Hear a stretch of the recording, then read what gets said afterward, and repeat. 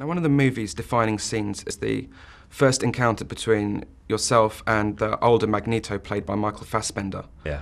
Now, bearing in mind the characters knew each other, but it was the first time you two, as actors, were on screen together. What kind of preparation did you do for that scene?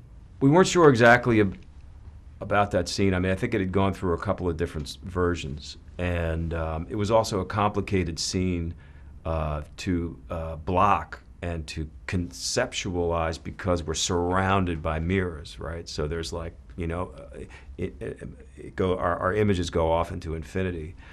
So what we did was we went up to the director's house up in the country, and when I say house, it's a big house. And he has a barn, and in that barn they constructed a mock-up of the set using cardboard and tape. And we spent an afternoon with the writer and with the director and with the cinematographer and the stuntman, kind of blocking it out and figuring out sort of what those beats were going to be. And it was extremely helpful, because it's one of those scenes that, both from a stunt standpoint and an effects standpoint, but also just from an emotional standpoint, we really had to get all of our ducks in a row before we started shooting it. And I think it saved a lot of time. I have to ask this. How distracting was it for you in terms of remembering your lines, having January Jones in a bikini stood alongside you? Hey, you can get used to anything, man. And what about the helmet you had to wear? Was that a nice fit? It looked very uncomfortable watching it. The very first time I was putting it on, Matthew screamed from the monitor, "It looks like it hurts when you put that helmet on. And you look like a girl." It fit fine once it was on, but it was definitely kind of uncomfortable putting it on.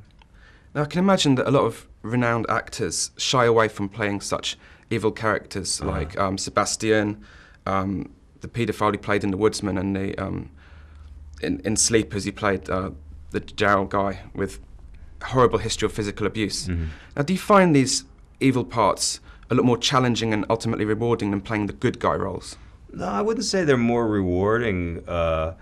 You know, I've played plenty of good guys, plenty of nice guys. You know, the reason I became an actor was to kind of explore all the different sides of the human condition. So those types of parts, there's those types of people in the world, and I think it's our responsibility to put them out there and be honest and truthful about it, and it doesn't scare me. Now, the whole 6 Degrees of Kevin Bacon phenomenon, Mm-hmm. how do you find it? Can it be frustrating that it takes attention away potentially from your acting skills, or is it just a good laugh? Yeah, it's just a good laugh. Yeah, it never went away, so I just got to live with it.